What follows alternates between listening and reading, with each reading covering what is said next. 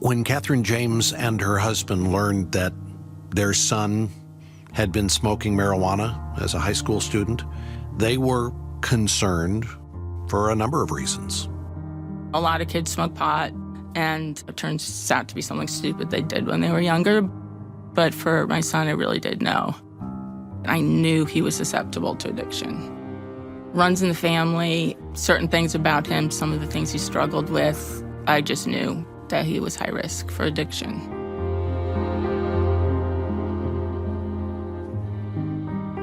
This is Family Life Today. Our hosts are David Ann Wilson. I'm Bob Lepine. You can find us online at FamilyLifeToday.com. The pain that comes with being a parent of a prodigal, especially a prodigal who has become involved with addictive behaviors, with drugs and alcohol, that pain is a pain that leads all of us to prayer. We'll talk with Catherine James about her journey today. Stay with us.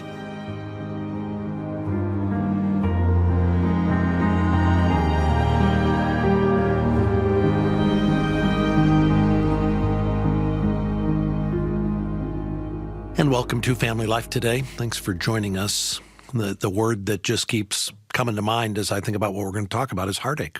You know, families go through seasons, moments, experiences, episodes of heartache. And I always try to remember what Jesus said at the end of the Sermon on the Mount. He said, winds and rains and storms are coming your way. The question is, what's your house anchored on? And are you going to be standing at the end? And so we're going to talk about that in a minute. But this is a big day for us here, the last day of 2020, and we need to have kind of a heart-to-heart with our listeners here on the last day of the year. Yeah, and in some ways, we've been through a storm. Yeah. All of us have been through a storm we thought would be over in a few weeks or maybe a few months, and here we are.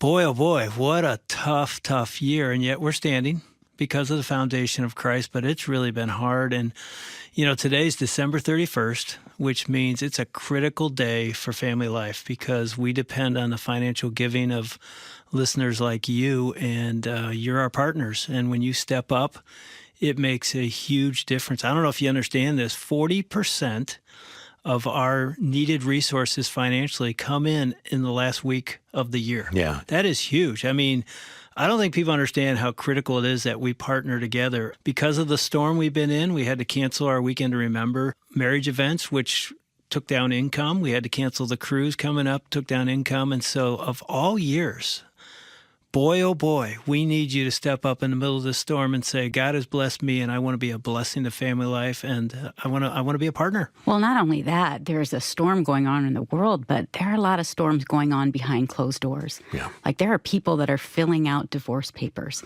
There are parents that are trying to woo their children back to Jesus who have wandered away. There are these painful realities that are going on. And there are listeners who have found encouragement and help and practical biblical wisdom in the midst of the storm because they've connected with us. I mean, in some ways, we're a lighthouse.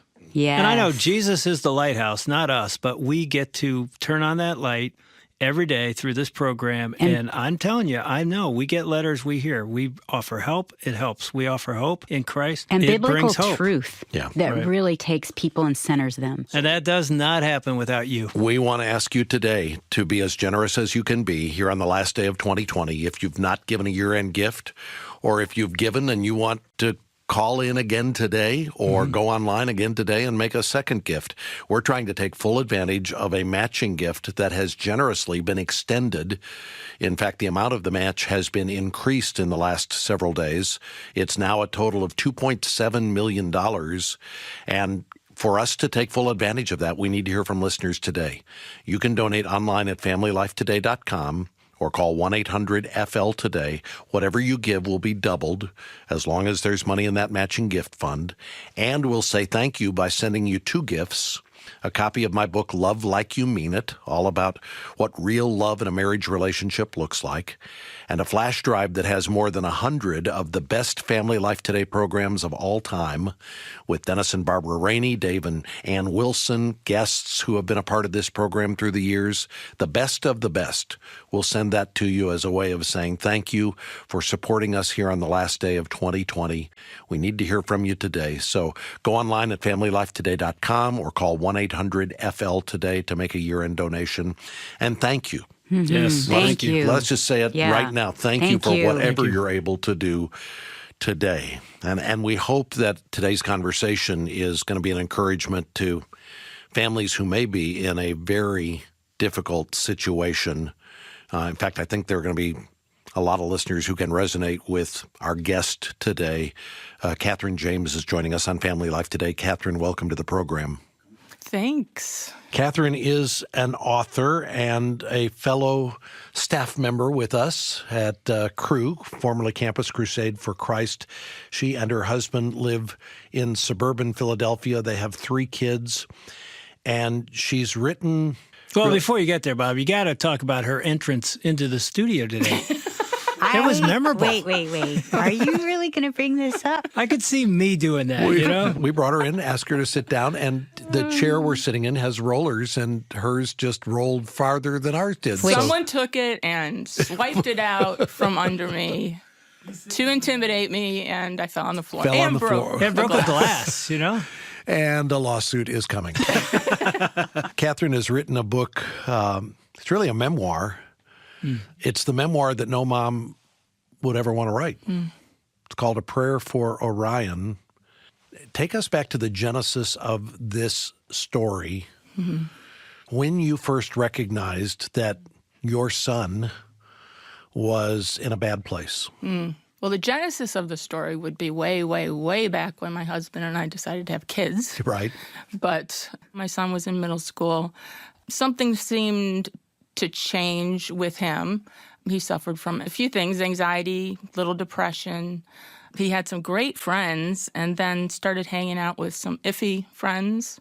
And then from there, it was kind of just a real slow progression in a bad direction. I think that probably beginning of high school is when we really began to get concerned. So he's 13, 14, 15 when you're starting to see things? Exactly. What kind of things, when you say anxiety, what caught your eye when you were watching Well, that? he had anxiety from when he was a little kid. So he had some sort of predisposing factors that a lot of times kids who end up struggling with drugs have. So it'd been going on for a long time, but he was at the same time a really good kid, just kind and thoughtful and intelligent. He had friends. He tended towards just one particular friend or this particular friend, but he always had just a real heart for them and even talked to them about Christ at different times and that sort of thing. But then, for whatever reason, I think he started hanging out with some kids maybe that weren't a great influence. However, he probably wasn't a great influence on them either. You know, I think a lot of times kids assume that somebody else is responsible. Some other kid is the one who's... Our kid's the good kid. It's the other kids that are the bad kid. Mine's probably the one that said, hey, you want some weed? You know, it's not always the way that we picture it. With I mean, when you started to see that, some signs, did you have any idea drugs? Or was that one of the last things? It wasn't the first thing in our minds. No, I would say no to that answer. It wasn't until one specific thing happened that I realized, you know, this is bad. We're heading in the wrong direction. Where did your son fit in the family birth order? Yeah, he's the third, only boy. Third of 3. And you guys are involved in ministry. You're in Cru staff. So church is a part of life. Jesus is a part of life. Yeah. So that's the background and the foundation he's growing up in. Yeah, very much so. But you said there was one thing that was the wake-up call for you guys, that we're dealing with something we never imagined we would be dealing with. Right. The first thing, it might sound a little innocuous at first, but it was when my daughter found him smoking weed with some friends. And For us, that was a shock because he just wasn't the kind of kid we ever thought would do that, which usually is that situation for parents, who have a good kid. And the other thing is, as Christian parents, we think that it's a matter of do this and then this, do this and then this, right? Yeah. So did all the right things, read the Bible stories at night, modeled a Christian life, loved each other, all of these sorts of things. And so in my mind anyway, it was sort of, well, that's not going to happen. It's not like you saw mom and dad smoking weed. Right. Yeah. So we did the right things. He would turn out to be the right kid. So that was a shock when he really was doing the wrong things. What happened? Your daughter tells you. Mm-hmm. Did you go confront him, or did he own up to it, or what happened? I think my daughter took him to youth group, dropped him off there, and then came and told me what they had been doing. So I just went over and just basically burst into the church and just like, you get over here right now. And I was not the sort of mother that is an angry mother. I'm just always like, I'm not going to be yell. I'm not going to yell. I'm going to be very sweet. And so I yelled, and I actually pushed him. It was like, you stupid idiot. I remember saying that, you stupid, stupid idiot. So that was the beginning. When your daughter told you, what did you feel? She's feeling angry, honey. I know. But anger is a second emotion. So I'm wondering, what's the first emotion? What was at your gut level? Look at you going. You're going deep. Get all deep on me now. This is what happens when we talk at night. This is what happens. It's like, honey, what are you really feeling? Oh, gosh. Sort of what did I do wrong, which is interesting. I don't think most moms would have thought that. But that's where my mind, throughout our whole journey, constantly I had to struggle with that. How did we get here? I think a lot of us as moms think that. Mm-hmm. Yeah. Mm-hmm. The way you describe going and getting him out of youth group, it sounds to me like if you had a do-over, you might do it differently. Perhaps I might. But maybe not. Maybe I wouldn't. I don't know. I wasn't doing anything wrong. I was very angry. I was showing him I was angry. Anger had never been a big part of our life and our family. I kind of felt like it called for it right then. Mm-hmm. And, when I say I pushed him, I wasn't abusive at all. I think the question is, was it a calculated, the Bible says, be angry but do not sin. Mm-hmm. So anger is appropriate in some cases, and sometimes it's the wake-up call that somebody else needs to see what's going on. Yeah. I'm just wondering if we could dial back the years and we could say, okay, you're going to get your son out of youth group because you just learned he's smoking weed. Mm-hmm. Would you do it the same way, do you think? I think I would, and I think it was one of those situations where it was be angry and do not sin. It was calculated anger? Yeah, it was more calculated. If I really have to kind of hone in on it, I would say that it was sort of calculated. And here's the question, so how do you respond? How do you respond? Yeah. Very quietly. He didn't fight back or say anything, never said anything mean to me. What did he say? I don't know that he said anything at that point. He got in the car, and I drove him home, and he sat down, and my husband and I sat down with him, and we talked it through. But that was the general way things went in our home. We would talk with him. I'm sure there was some sort of discipline. I don't know what it was, but... Well, since Bob was probing in that area, let me ask Bob. So if you caught one of your kids in the same situation, what do you think you'd do? I would hope that what I would do, first of all, is to pull back and pray. And just say, Lord, I'm going to need to walk by the Spirit, whatever that's going to look like. And I need wisdom here to know what my full of grace and truth encounter with my child needs to look like. Man, I should have done that. I'm not saying that's what I would have done. Yeah. And this is from a dad of grown children now. Well, that's right. And because I'm just thinking... Well, I'm just going to say, I'm sitting beside a mom who did exactly what you did. Oh, okay. With one of our sons after a night of him getting drunk. I remember you going out there and, I tried to be, hey, we got to talk. You had to go out of town. Yeah, so it was on her. But anyway, man, our neighbors heard that one. Yeah. And I will say that I probably reacted instead of responded. And I think that the base and the root of that was fear. Fear is this who you are? Is this who you're becoming? And it was fear of what it could lead to, maybe. You're good. Thank you. That's exactly what I felt. No, it is. Is it? Yes. Yeah. And I'll tell you what, that same son has said to me now as an adult, I wish you would have been harder. I wish you would have yelled more. I wish you would have been like in my face, like, what are you thinking, son? Rather than, I understand what you're going through. I've been, So, sometimes the righteous anger is needed. This is where a calculated, spirit-led approach. That's the key. Because you have to have the wisdom of God. You don't have wisdom on your own in that moment. What you want to avoid is just a response of the flesh. That is, this is what I'm feeling, therefore I'm justified in whatever I do at this Reacting. moment. And when the neighbors were hearing you, it was more... I might be exaggerating a little. I wasn't yelling. I was having him dig out bushes. Yeah, she put him to work. You think you're going to sleep in today? You're hungover? Guys, watch this. You're working. Was that a calculated, spirit-led response from you? I didn't pray. As I said, I reacted. And I think God would probably give us a different response to each child because he knows who they are. And so I really do wish I could go back and talk to me as a younger mom and say, sit down, pray, ask God, and get wisdom, maybe even call people or whatever, get some godly counsel. But no, I did not do that at the time. You hate to want to call anybody because who wants to say, guess what my son did last night, right? It's true. It's embarrassing. Especially when you're in ministry. Right. In ministry and when it involves Now, how was your husband a part of it? How was the marriage part? Was it you were in tandem together? Or? Yes, I trusted my husband. I knew that as I was going and getting him, that he was praying without ceasing. I think we were both clueless enough where we were kind of like, I don't know what we should do. What should we didn't. Yeah. So. What'd you talk about that night in bed? I have no idea. I have blocked out these. I bet. No, I don't remember. You know what, I know we prayed. We spent most of our free time praying. And that's really what got us through this. Did you walk away from that confrontation with your son thinking, we're going to keep an eye on him, but I think this is probably a one-time thing and we'll watch, but I can't imagine that this is the direction he's going to go? I think that that's what we hoped, but I think we knew that that was sort of unlikely. That once he had entered into that scene, that it was likely that it was going to be something he'd do again.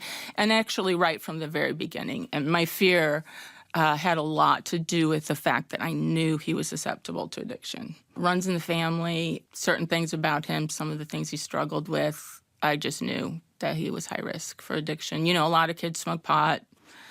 And, it turns out to be something stupid they did when they were younger. But for my son, I really did know. And you hadn't seen this in your daughters? Mm-mm. Well, our middle daughter had some of it, but it wasn't to the same extent. Did they have any advice for you and your husband? Yes, our older daughter did. Our middle daughter was dealing with her own issues at that point. So we had stuff going on with her sort of separate from our son. But our older daughter did definitely have advice. She's the one that, caught him smoking weed to begin with, and she was just a blessing throughout everything. So now, was there any sense, you're, like Bob said, you're this Christian family, you're in full-time Christian work. Was there any sense of, we got to sort of hide this or cover it up or keep it quiet, we don't want the church to know, or was it sort of out there? It was sort of out there just because we were sort of set up that way.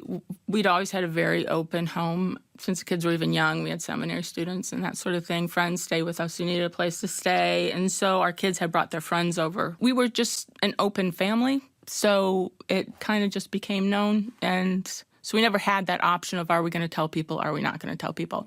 Although I could see, especially a family in ministry, that would be really hard to make that decision if you were ever given that situation where you kind of had to, well, am I going to tell somebody or not tell somebody? And then when things just continued to get worse and worse with our son, I think in the end I'm really grateful that we had never been secretive with people. Yeah, and so many churches, really, ministries just, they keep things that are darker, that don't line up with what's supposed to be. Like you said earlier, A plus B should equal C. It's sad, but the church is often the place you hide the most. Rather than go and be real and find healing with other people going through the same thing. This is true for people in the church, not just for people in leadership in a church. Right. But there's a sense if people knew, they would judge me. Right. That's it. They would conclude things about me or about our parenting or about our home. And the reason some people feel that is because there are people who will. Yep. Mm-hmm. Yeah. I think, too, it's interesting. I got cancer later on, and, you get cancer, you get casseroles. Yeah. You get a kid doing drugs, hard drugs, you get silence. Right. So it's a unique struggle to go through, having a prodigal. When you were first aware that your son had been smoking weed, you have this confrontation with him. I'm imagining the next thing as parents, there's probably some grounding involved. You're watching him like a hawk, trying to see what you can do to try to modify his behavior so that he's learned his lesson and he's not going to do this again. But as a parent, you can't be there all the time. You can't know what he's doing all the time. Were you wondering if you should be doing more? Yes, definitely. There's this constant sort of unsettledness. What should we be doing? What shouldn't we be doing? We're trying to rely and listen to the Holy Spirit. But, you just kind of want something to drop down from heaven to tell you what to do, and that doesn't happen. So it was definitely a struggle. I'm sure we did things as far as grounding type things. I know we did. But still, he had these friendships. There was also an ongoing struggle because of some of the issues he'd struggled with. And we knew that if those anxiety issues, if he wasn't dealing with those appropriately, then things could get worse too. So, were you watching things happen where you're going, I wonder if he's getting high? I wonder, did you see him coming home and wonder, how did you handle the next several weeks or months? Yeah, we were clueless. It seemed like the more time that went past, we thought it was just a one-time thing. Our son was never a kid who came through the door stumbling. It just didn't happen. He was always and also never lost his temper with us. So always very kind and thoughtful, and we liked all his friends. So it wasn't a clear thing until later. Well, it's interesting. Even in your book, you don't name his name, but you call him Sweet Boy throughout the entire book, which I thought, that's so interesting. It reveals so much to me about him. Yeah. Describe him to us, the fact that that's the name you gave him in the book. Yeah. Just from a young kid, he was just a really kind person.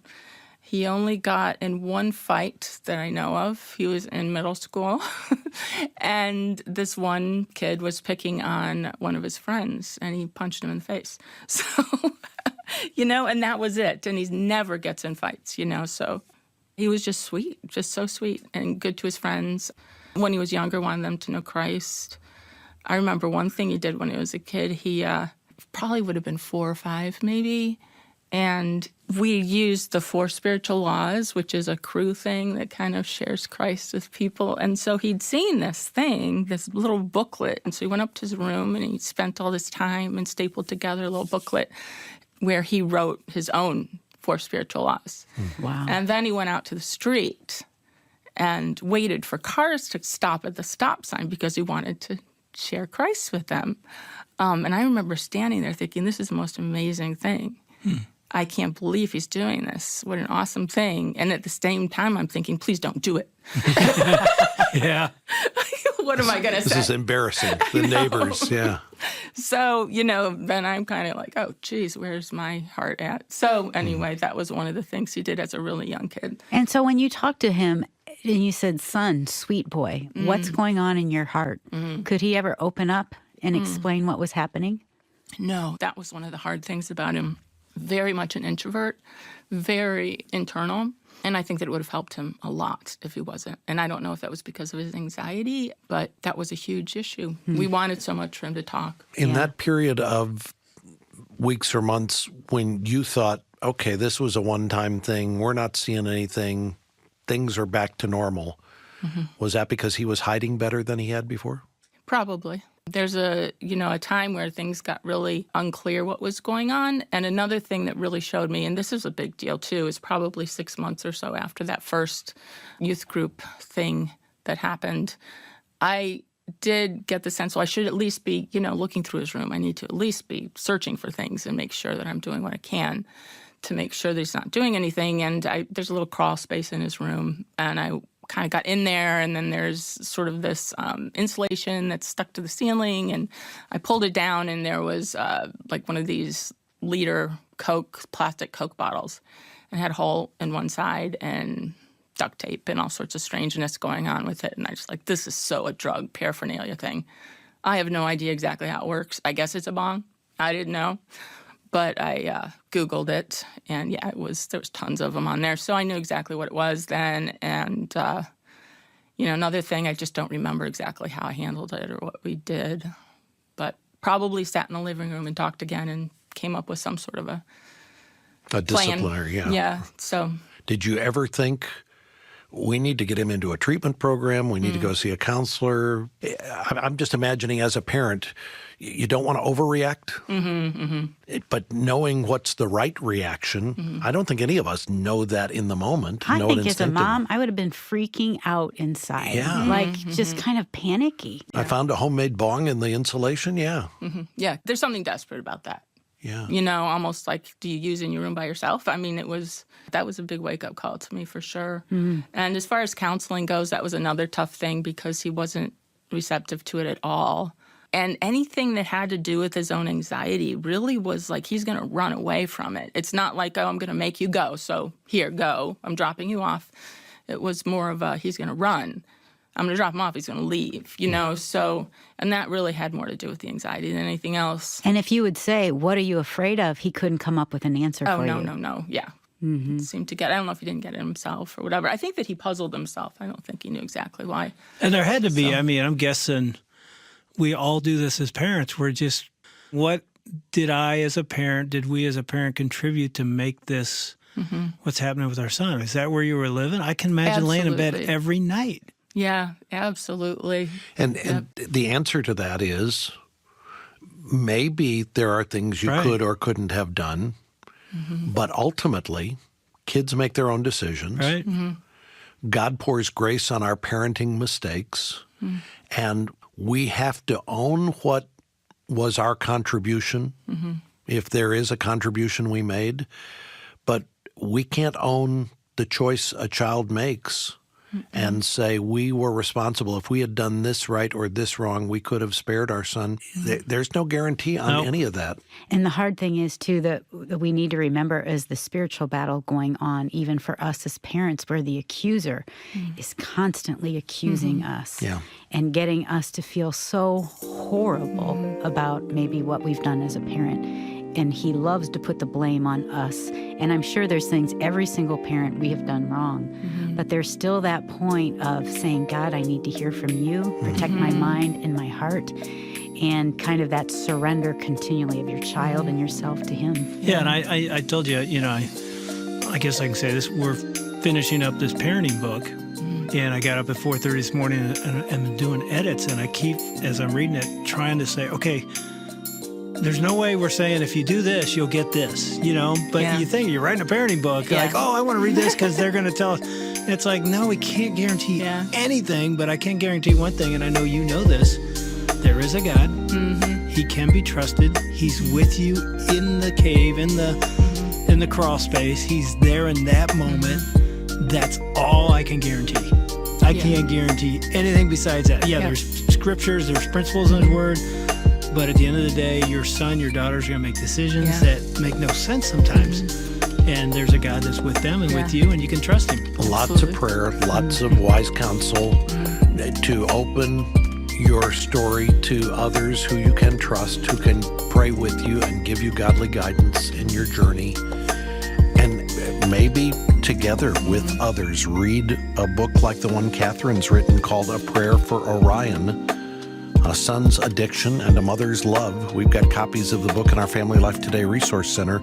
You can order your copy from us online at FamilyLifeToday.com. Again, our website is FamilyLifeToday.com. The book is called A Prayer for Orion by Catherine James. And on our website, you'll find additional resources, help for parents who have children who are involved in substance abuse. Again, the website is FamilyLifeToday.com. Now, this is the last opportunity I'll have to encourage Family Life Today listeners, those of you who listen regularly. Today's the last day for us here at Family Life to be able to take advantage of a very generous $2.7 million matching gift that has been made available to us during the month of December. We need to hear from you today before midnight in your time zone. You can go online at FamilyLifeToday.com, or you can call us at 1-800-FL-TODAY to make a year-end donation. When you do, your donation will be matched dollar for dollar. We'll be one step closer to being able to take full advantage of the $2.7 million matching gift. In addition, we'd love to send you as a thank you gift a couple of things, actually. We'll send you a copy of my book, Love Like You Mean It, all about what 1 Corinthians 13 teaches us about what real love in marriage looks like. And we'll send you a flash drive with more than 100 of the best Family Life Today radio programs from the last 28 years. Programs with Dennis and Barbara Rainey, with Dave and Ann Wilson, with many of the guests we've had here. Programs about marriage and parenting, really the best of the best. The flash drive and the book are our way of saying thank you for your generous year-end contribution. And be as generous as you can be today, if you would. Make your donation online at FamilyLifeToday.com or call 1-800-FL-TODAY and help us end this year where we need to be. We look forward to hearing from you.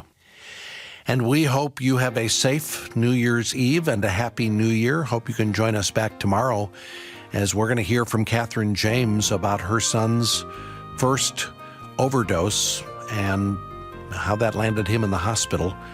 We'll pick up the story tomorrow. Hope you can be with us for that. I want to thank our engineer today, Keith Lynch, along with our entire broadcast production team. On behalf of our hosts, Dave and Ann Wilson, I'm Bob Lepine. We'll see you back tomorrow for another edition of Family Life Today.